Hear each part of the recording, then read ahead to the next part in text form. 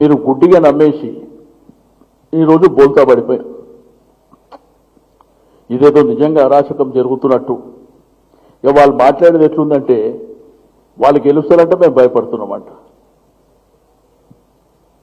ఇప్పుడు ఆ జిల్లా మంత్రి గారు హరీష్ రావు గారు, ఆ జిల్లాలో ఉన్నటువంటి శాసనసభ్యులు, పార్టీ వాళ్ళు తప్ప మీరు ఎలక్షన్ ఎండింగ్కి వస్తున్నాం అంటే ప్రచారం దగ్గర పడుతుంది. ఒక్కళ్ళన్నా ఈ రాష్ట్రంలో ఉన్నటువంటి మంత్రులు లేకపోతే వేరే జిల్లాలకు సంబంధించిన వాళ్ళని మా పార్టీ ఎవరు నన్ను పంపించిందా? మీరు ఎంతమంది ఉన్నారు? మీ రాష్ట్రంలో ఉన్నటువంటి మీ పార్టీ నాయకత్వాన్ని కాంగ్రెస్ కానీ బీజేపీ కానీ భయం మీకైతుందా మాకైతుందా? మేము కంఫర్టబుల్ మెజారిటీతో గెలుస్తామనేది మేము చేసినటువంటి అభివృద్ధి సంక్షేమ కార్యక్రమాలు, ఆ నియోజకవర్గానికి రామలింగారెడ్డి గారు చేసినటువంటి సేవలు డెఫినెట్గా మా నమ్మకంతో మేము ఉన్నాం. ఎందుకంటే అల్టిమేట్గా ప్రజలే మాకు బాసులు కాబట్టి మేము ఆ పద్ధతులు ఉన్నాం. మీరేంటంటే దీన్ని ఒక ఇష్యూ చేయాలని ప్లాన్డ్గా దీన్ని పక్కా ప్లాన్తో చేస్తే కొంత టీవీలు పేపర్లలో హైప్ క్రియేట్ అవుతుంది అనేటువంటి భావనతోని మీరు చేసుకోరు. అల్టిమేట్గా బోల్తా పడ్డారు. ఒకవేళ సిపి గారు ఆ వీడియో రిలీజ్ చేయకపోయిన ఉంటే రకరకాల అనుమానాలు వస్తుండే.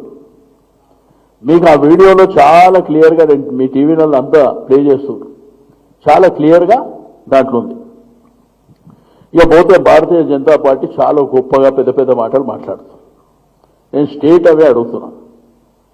మీ కేంద్ర ప్రభుత్వం నుంచి దుబ్బాక ఎలక్షన్లు ఏం చెప్పారంటే కేసీఆర్ కిట్టులో మా పైసలు ఉన్నాయని చెప్పారు, కళ్యాణ లక్ష్మిలో మా పైసలు ఉన్నాయని చెప్పారు, రైతు బంధులో మా పైసలు ఉన్నాయని చెప్పారు. ప్రచారం మీరు చేసుకోండి, దాని వీడియోస్ కూడా వచ్చినాయి.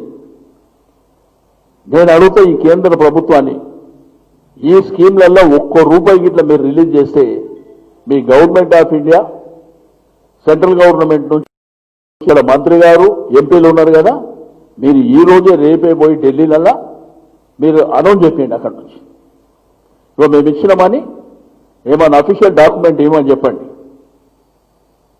అట్లనన్నా ఎవరన్నా నమ్మనీకి ఆస్కారం ఉంటుంది. హైదరాబాద్లో ఇంత పెద్ద ఫ్లడ్స్ వస్తే ఒక ఏకాన ఇప్పుడు ఫ్లడ్ వచ్చి 12 రోజులు అయిపోయింది. మా ప్రభుత్వం, మా ముఖ్యమంత్రి గారు ఈ దేశ చరిత్రలో ఎవరు కూడా ఇంత త్వరగా నిర్ణయం తీసుకోలేదు. 550 కోట్ల రూపాయలు చెప్పిన సాయంత్రం చెప్తే పొద్దున్న నుంచే ఇంప్లిమెంటేషన్లా మీ సెంట్రల్ కమిటీ వచ్చింది. 4 రోజులు అయిపోయాయి. ఏకానా కూడా ఇప్పటి వరకు ఇయ్యలే. ఎందుకంటే నీతి ఆయువుల మీరు జీఎస్టీ విషయంలో నిర్ణయం తీసుకుంది ఇప్పటి వరకు మాకు ఇయ్యలే. మన రాష్ట్రానికి రావాల్సినవే మాకు రాలే ఇప్పటి వరకు. మీరు ఈడ కూర్చొని గొప్ప గొప్ప మాటలు. నేను అడుగుతా ఆ నాయకులని, మీరు ఏం పెద్ద పర్సనాలిటీ అని మీది ఎట్లెట్లా మాట్లాడుతున్నారు మీరు? నిన్నటి నుంచి పొద్దుటి నుంచి ఏకవచనంతో ఒక గౌరవం లేకుండా, ఒక ముఖ్యమంత్రి అనేటువంటి మర్యాద లేకుండా మీరు సంబోధించేటువంటి ఏకవచనం మంత్రి గారి మీద ఏంది బాధ్యత రహితంగా? అంటే మాకు మాట్లాడడానికి రాదా? మీకంటే ఎక్కువ మాట్లాడగలుగుతాం. సంస్కారం ఉన్నది కాబట్టి బాధ్యతగా మాట్లాడాలన్నటువంటి ఉద్దేశం తప్ప మీకంటే గొప్ప మాట్లాడతాం. అసలు టీఆర్ఎస్ పార్టీ కార్యకర్తలు సంఖ్య ఎంత, మీరున్నది ఎంత? మీరు దేనికి సరిపోతారు? మీరు ఒకసారి ఆలోచించాలి. ప్రజలను రెచ్చగొట్టడానికి ఇది ప్లాట్ఫామా? దొంగతనం మీరు చేసి వేరేళ్ళ మీద నెట్టే ప్రయత్నం చేస్తారా? అధికారులను కించపరిచే విధంగా మీరు తిడతారా? అంటే ఈ బల్బు కాకపోతే ఏమంటారు ఇది? అంటే ఇంత బాధ్యత రహితంగా ఉంటుందా? అదే పోలీస్ సెక్యూరిటీ లేకపోతే నువ్వు బయటికి వెళ్తావా? వెళ్ళలేవు కదా. మరి బాధ్యత రహితంగా మాట్లాడడం ఏంది? కేంద్ర మంత్రి గారు బాధ్యత గల హోదాలు ఉన్నప్పుడు తెలుసుకొని వెళ్ళాలి కదా, ఏం జరిగిందో విచారణ చేయాలి కదా. రెండోదైనా హోంశాఖ సహాయ మంత్రి, తప్పకుండా ఆయన ప్రోటోకాల్ ఉంటుంది. వాళ్ళు అక్కడ ఉన్న కమిషనర్నో పోలీస్ వాళ్ళని అడిగితే టోటల్ ఇన్ఫర్మేషన్ ఇస్తారు. దీంట్లో వాస్తవము ఎంత ఉన్నదో తెలుసుకోవాలి. ఇక నేను చూస్తే పొద్దుటి నుంచి ఇక చిన్నోడు లేదు పెద్దోడు లేదు, ఎవరిని నోటికి వచ్చినట్టు వాడు మాట్లాడుతాం, నోటికి బట్ట కూడా లేదు. కానీ కొంత జాగ్రత్త ఒళ్ళు దగ్గర పెట్టుకొని మాట్లాడితే మర్యాద ఉంటుంది. మీకంటే 4 ఆకులు ఎక్కువ చదివినాయి తప్ప తక్కువ కూడా లేడీడ. అన్నిట్లో మేము 4 ఆకులు ఎక్కువనే చదువుకొని ఉన్నాం. ఇక్కడ మా ఏకవచనం కాదు. ఇప్పుడు మీరు అన్నారు, మేము కూడా సంస్కారం తప్పితే మీ ప్రైమ్ మినిస్టర్ మేము అనగలుగుతాం. కానీ మాకు బాధ్యతలు ఉన్నాయి కాబట్టి రెస్పెక్ట్గా మాట్లాడుతాం.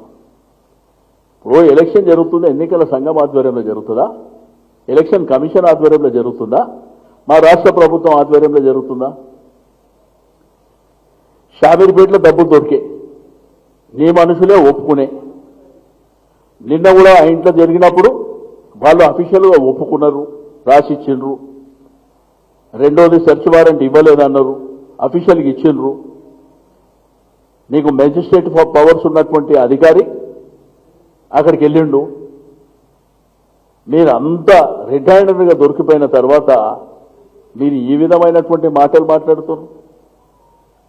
మరి ఆ బండి సంజయ్ గారిని అయితే ఆ ప్రెసిడెంట్ ఎందుకు పెట్టిర్రో, ఆయన ఎంపీ ఎందుకు అయినరో, వాళ్ళ కర్మకే, ఆ బీజేపీ కర్మకే ఉంటుంది. ఇక మేము దాని గురించి పెద్దగా మాట్లాడలేదు. ఆయనకి ఏంటంటే నోటికి బట్ట లేకుండా మాట్లాడుతుండే ఏది పడుతుంది.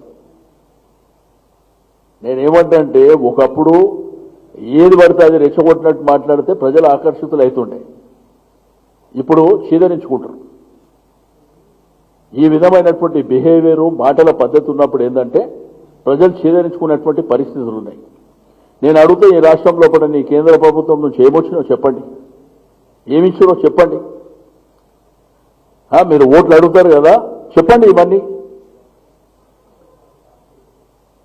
ఇప్పుడు దుబ్బాకలా జరిగే ఎన్నికలల్లా మా జిల్లా మంత్రి గారు, అక్కడ ఉన్న రెస్పెక్టెడ్ ఎమ్మెల్యేస్, అక్కడ ఉన్న నాయకత్వం పోయిరే తప్ప మీలాగా రాష్ట్రంలో ఉన్నటువంటి అందరినీ తీసుకుపోయి కాంగ్రెస్ అయితే మండలానికి కొని పెట్టారు. మేమేమన్నా అన్నామా? ఎవరి ప్రచారం వాళ్ళది వాళ్ళు చేసుకుంటారు, మాది మేము చేసుకుంటాం. మా ముఖ్యమంత్రి గారు ఏంటంటే అంగు ఆరబాటాలు వద్దు, జిల్లా వాళ్ళే చేసుకోండి ఎలక్షన్ అని చెప్పాడు. ఆ జిల్లాలో ఉన్న నాయకత్వం మా హరీష్ రావు గారు మిగిలిన నాయకులు చేసుకుంటారు. మాకు మీ మీద వేరే ఉద్దేశం ఎందుకుంటుందా? మీకు ఇంతకుముందు బీజేపీకి దుబ్బాకల 2 సార్లు డిపాజిట్ రాలే, ఇదే క్యాండిడేట్. లాస్ట్ టైం పార్లమెంటు పోటీ చేస్తే డిపాజిట్ రాలే. నువ్వు ఎట్లా పోటీ అని మేము అనుకుంటాం. అంటే ఇంకోటి ఏంటంటే ఓడిపోతున్నామన్న భయం అంట. ఓడిపోతున్న భయం మీకు కనిపిస్తుందా, మాకు కనిపిస్తుందా? ఇప్పటికైనా బాధ్యత గల వ్యక్తులుగా ప్రవర్తించండి. మీ ప్రచారం మీరు చేసుకోండి, మా ప్రచారం మేము చేసుకుంటాం, వేరే పార్టీ వాళ్ళ ప్రచారం వాళ్ళు చేసుకుంటారు. అల్టిమేట్గా ప్రజలు నిర్ణయం తీసుకుంటారు. అంతేగాని అధికారం ఉన్నదని చెప్పేసి మేము విచ్చలవిడితనం మాకు ఏ రోజు కూడా లేదు. బలవంతంగా ఏంటంటే ఆ ఇంట్లో నుంచి డబ్బులు పంచనామా రాసి ఆ డబ్బులు బయటికి తీసుకొస్తుంటే ఆ కానిస్టేబుల్ మీద ఎంతమంది పడి ఉంచుకొని పోతున్నారో మీరు చూసారు. ఏంది ఒక 20 మంది ఆయన మీద పడిపోయారు, కానిస్టేబుల్ మీద, ఆయన కింద పడిపోయాడు. అందులోకేం గుంజుకొని పోతున్నారు డబ్బులు. మళ్ళీ ఏంది మీరు చెప్పేది, ఒకవేళ వీడియోస్ ఉన్నాయి కాబట్టి వాస్తవాలు ఏందో ప్రజలకు తెలిసింది. వీడియోలు లేకపోతే నిజమే పోలీసు వాళ్ళు పోయి పెట్టారు అనుకుంటుండే. వాళ్ళు పంచనామా చేసి రాసుకొని బయటకు వచ్చారు. అతని చేతులకి బ్యాగ్ గుంజుకొని అతను కింద పడిపోయాడు కానిస్టేబుల్. మీరు ఇవన్నీ చేసి అంతకుముందు డబ్బులు దొరికినప్పుడే ఆ ఫ్యామిలీ ఒప్పుకున్నారు. ఒప్పుకున్న తర్వాత ఆమె బెడ్ మీద పైసలు వేయించిన తర్వాత తీసుకొచ్చిండ్రు. అప్పటికి ఎవరు లేరు అక్కడ. పోలీసు వాళ్ళు, తహసీల్దారు వాళ్ళే ఉన్నారు. మరి ఇదంతా చేసి మేమేదో పెద్ద గొప్ప ఘనకార్యం చేసినామని చెప్పి ఉన్నోళ్ళు లేనోళ్ళని అందరినీ పిలుచుకొని రెచ్చగొట్టడం. అరవింద్ కూడా నోటికి బట్టలేకుంటాయి. అతను కూడా ఏది మాట్లాడినా కానీ మరి నేనేమంటా అంటే ఎవరైనా కానీ మొదటిసారి గెలిచినప్పుడు ఎంత హుందాగా బాధ్యత ఉంటే భవిష్యత్తు ఉంటుంది. అలా ఇట్లా పిచ్చి పిచ్చిగా మాట్లాడితే భవిష్యత్తు ఉండదు. అట్లా చాలా ఎగ్జాంపుల్స్ జరిగినాయి. అవకాశం వచ్చింది కదా అని చెప్పేసి ఇక నా ఇష్టం ఉన్నట్టు మాట్లాడితే మన కాన్స్టిట్యున్సీ ప్రజలే చేదరించుకుంటారు. డెఫినెట్గా రాబో కాలంలో అదే జరుగుతుంది. కాబట్టి ఇప్పటికైనా కానీ ముందుగా ఎలక్షన్ జరుగుతుంది. అదంతా ఎలక్షన్ కమిషన్ పరిధిలోనే జరుగుతుంది, వాళ్ళ పరిధిలో జరుగుతుంది. మీరు ప్రతిదానికి ఏంటంటే రాద్ధాంతం చేసి హైదరాబాద్ ముట్టడి చేస్తాం. ఆ నాయన నరసింహారెడ్డి గారు వాళ్ళ మెసేజ్ చనిపోయింది, మినిస్టర్ క్వార్టర్ ముట్టడి చేస్తామని వచ్చారు పొద్దున. ఏం సంస్కారం అనేది? సంస్కారం ఉండాలి కదా. ఏమనంటే ప్రగతి భవన్ ముట్టడి చేస్తాం, ఏమనంటే టీఆర్ఎస్. ఏం రండి మరి ఇక ముట్టడి చేసుకుందామంటే రండి. మరి ఇక మేము దేనికంటే దానికి సిద్ధం. బాధ్యత ఉంటే మీకు గౌరవంగా ఉంటుంది, మాకు గౌరవంగా ఉంటుంది. ఇక బాధ్యతలు దాటిపోయినాయంటే బాగుండదు. డెమోక్రసీలు ఏంటంటే బాగుండదు పద్ధతులు. నేనేమంటున్నా, రైట్ రాయల్గా ఈ రాష్ట్రంలో కూడా చాలా రాజకీయ పార్టీలు ఉన్నాయి. ఎవరి స్వేచ్ఛ వాళ్ళకు ఉంటుంది, ఎవరి ప్లాట్ఫామ్ వాళ్ళకు ఉంటుంది. అంతేగాని మీరు మాట్లాడొద్దు, మేము చెప్పింది తినాలి, మేము ఇవి చేస్తున్నాం కదా, అవి చేస్తున్నాం కదా, అట్లా ఉండవు. మీరు రాజకీయ పార్టీలు మాట్లాడుకోండి. ఇప్పుడు మమ్మల్ని తిట్టారు డబుల్ బెడ్రూమ్ అని. ఇట్లా మాతోనే ఉన్నారు కదా, ఉండి బాగా చేసేదని చెప్పుకుంటారు కదా. కాబట్టి అక్కడ కూడా అన్ని బక్వాస్ మాటలు. ఆ ప్రచారంలో కూడా మేమేవైతే కార్యక్రమాలు తీసుకున్నామో, రైతు బంధు, రైతు బీమా, కళ్యాణ లక్ష్మి, కేసీఆర్ కిట్, అందులో మా డబ్బులు ఉన్నాయని చెప్తూ, నేను మీ డబ్బులు ఉంటే మీ కేంద్రంలో మీ ప్రభుత్వం ఉంది, ఇక్కడ ఒక మంత్రి ఉన్నాడు, ఎంపీలు ఉన్నారు కదా, మీ పార్టీ ప్రెసిడెంట్, మీరు రేపు పోయి ఢిల్లీ నుంచి ఆ గవర్నమెంట్ జీవో తీసుకొని రండి. కనీసం ప్రజలు నమ్ముతారు కదా, అరే మా గవర్నమెంట్ నుంచే వచ్చినాయని చెప్పి నమ్ముతారు కదా. అబద్ధాలు చెప్పడానికి కూడా ఓ పద్ధతి ఉంటుంది. మీరు అబద్ధాలు చెప్పి దొరికిపోతారు. కాబట్టి నేను ఇప్పటికే ఊందాగా చెప్తున్న వాళ్ళందరికీ, మీరు డెమోక్రసీలా రాజ్యాంగబద్ధంగా మీరు మాట్లాడండి. మీ ఇష్యూ బేస్డ్ ఏదైనా పర్వాలేదు మాట్లాడండి. కానీ ఇక సింగిల్గా మాట్లాడతాం, ఏకవచనంతో మాట్లాడతామంటే ఇదంటే లాస్ట్ అండ్ ఫైనల్. మీకంటే 4 రెట్లు ఎక్కువ మాట్లాడతాం. మీకంటే 10 రెట్లు బలవంతులైనటువంటి మేము, 10 రెట్లు బలవంతులు మేము. అది మీరు పరిగణనలోకి తీసుకోండి. మీరు ఇష్టం ఉన్నట్టు నిన్న ముఖ్యమంత్రిని తిట్టారు, మేము తిట్టలేమా? మీ ప్రైమ్ మినిస్టర్ని తిట్టలేమా? మీ కేంద్ర ప్రభుత్వం తిట్టలేమా? 4 ఇంతలు. కానీ 10 రెట్లు బలవంతులం మేము. అది మీరు పరిగణనలోకి తీసుకోండి. దొంగతనం చేసి దొంగ అన్నట్టుంది ఈ పద్ధతి. ఏం చెప్పాడు మీ ప్రధానమంత్రి గారు? స్విస్ బ్యాంక్ డబ్బులు తెచ్చి 15 లక్షల పేదవాళ్ళ అకౌంట్లు వేస్తాను. వేసిర్రా? మొన్న కరోనాలో ఏం చెప్పారు? 20 లక్షల కోట్లు ఇచ్చిండ్రా? ఇప్పటివరకు ఏమన్నా గైడ్ లైన్స్ ఇచ్చిండ్రా? హైదరాబాద్లో ఫ్లడ్ వస్తే ఢిల్లీలో ఉన్న ముఖ్యమంత్రి గారు స్పందించారు, తమిళనాడు ముఖ్యమంత్రి స్పందించాడు, ఛత్తీస్గఢ్ ముఖ్యమంత్రి స్పందించాడు, ఆ పక్కన వెస్ట్ బెంగాల్ ముఖ్యమంత్రి గారు స్పందించారు. మీది ఇప్పటి వరకు అతి లేదు, గతి లేదు. మీరు పరిపాలన ఈ ప్రజలకు మీరు చేయగలుగుతారు. కాబట్టి నేను ఇప్పటికంటే మరి లాస్ట్ అండ్ ఫైనల్గా చెప్పేది ఒకటే, మాకు దుబాయ్గా ఎలక్షన్ తప్పకుండా ప్రజలు మా ముఖ్యమంత్రి గారు మా ప్రభుత్వం పట్ల విశ్వాసంతో ఉన్నారు. ఏదైనా చేయగలిగితే ఈ ప్రభుత్వమే చేస్తుందనే నమ్మకం వాళ్ళకు ఉంది. మేము డే 1 నుంచి కూడా ఏ రోజు బెంబేలెత్తలే, మీలాగా ఆగమాగం మేము కాలే. మీరే మేము గెలుస్తామని మేము భయపడుతున్నామా? నేనన్నా మీరు భయపడుతున్నారా, మేము భయపడుతున్నామా? మేము మా జిల్లాలో ఇప్పుడు రాష్ట్రంలో మా ప్రభుత్వం ఉంది కదా, ఏ రోజన్నా ఒక మంత్రి ఎలక్షన్ క్యాంపెయిన్ పోయి రానండి. అక్కడ ఇక ఎలక్షన్ దగ్గరకు వస్తున్నాయి కదా, మీరే మొత్తం కాంగ్రెస్ కానీ మీరు కానీ మండలానికి ఒకళ్ళు జిల్లాలలో అడ్డబెట్టిండ్రు.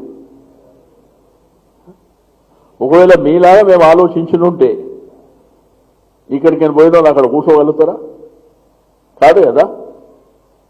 కాబట్టి మాకు ఏ టెన్షన్ లేదు.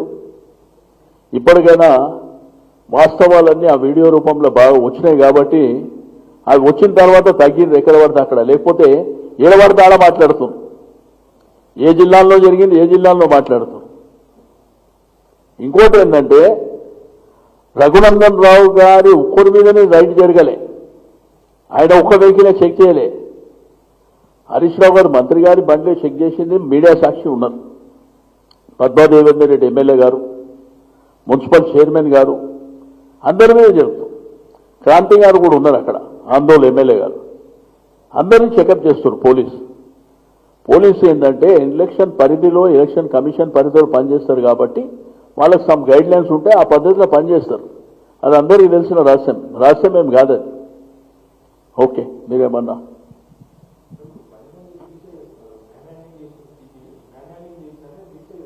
నీకు మీరు అతను స్టేట్ ప్రెసిడెంట్ అయినప్పటి నుంచి చూడండి అతని ఫిజికల్ బిహేవియర్. మీరు డే 1 నుంచి ఇప్పుడు ఒక సిపి ఒక పార్లమెంట్ మెంబర్ మీద మ్యాన్ హ్యాండ్లింగ్ చేస్తారంటే కన్నా చెప్పుకోవడం తప్ప. ఇప్పుడు రెండోది ఏంటంటే అక్కడ రోడ్డు మీదనే కదా, అది ఇప్పుడు రోడ్డు మీద కార్లో పోయేటప్పుడే కదా, అక్కడ మనకి టీవీ పేపర్లు ఉంటాయి కదా, అదే మ్యాన్ హ్యాండ్లింగ్ చేస్తారా? చేయరు కదా. అతని బిహేవియరే మొదటి నుంచి అట్లా ఉన్నది. ఏదైనా కానీ అడ్డంగా మాట్లాడడం, ఏకవచనంతో మాట్లాడడం, బూతులు మాట్లాడడం, ఆ పద్ధతిలో చేస్తాయి. కాబట్టి నేనేమడుతా, ఎలక్షన్ కమిషన్ పరిధిలో జరిగినప్పుడు ఎలక్షన్ కమిషన్ సంఘం చెప్పుకోండి, మా మీద ఎందుకు పడుతున్నారు ఊరికే?